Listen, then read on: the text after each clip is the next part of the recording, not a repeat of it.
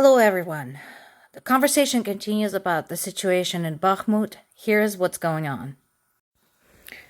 So, Russia's Wagner, the mercenary group, says that they have Bakhmut surrounded. Again, considering the source, I would like to see some proof of that.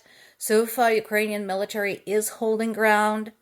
Russian army had blown up a bridge to mess with the supply route. Unfortunately, this also interferes with the evacuation of civilians in the area. So much for their statement, again, that they're only targeting military objects. It's a lie. During the G20 meeting, Russia's Foreign Minister Lavrov said that Russia is trying to stop the war in which Ukraine attacked Russia, to which he was greeted by a hysterical laughter in the audience, quite understandable. At the same time, on the US side, the statement is that Russia cannot be allowed to wage war without consequences. And I agree with that. That is a great idea. What do you suggest? What do you suggest those consequences to be? Because once again, for the umpteenth time, sanctions don't work on countries like Russia. They truly don't care. The government doesn't care if their citizens starve to death, and the citizens are so brainwashed, they are convinced that they are sacrificing themselves for the welfare of their country. So the sanctions are not going to work. It's going to take more than that.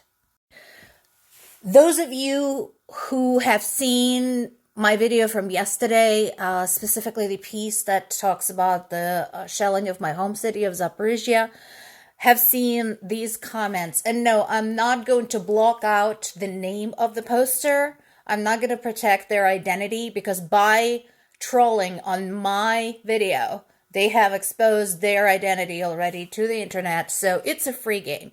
So this is the kind of commentary I deal with on a regular basis. What I suggest is do not engage with these people. It is completely useless to try and reason with them. They can't be reasoned with. But what you can do to shut them up is, first of all, to unlike their comment. There's now the thumbs down icon available for comments. Okay, report their comments for harmful misinformation or hate speech. Go to their profile, report their profile for harmful misinformation, hate speech, and then block them. The more reports they get like that, the more likely they're to go to the TikTok jail. Meanwhile, Doctors Without Borders had a really good summary of what is going on in Zaporizhzhya, trying to provide aid there, trying to tend to the wounded, and so on and so forth. Again, this is the region, the part of the city I know really, really well. My maternal grandparents used to live there. Also, this is the part of the city where the TV station is located. My mom used to work at that TV station, and I used to work at that TV station because I was part of the group of teenagers producing a TV program for teenagers.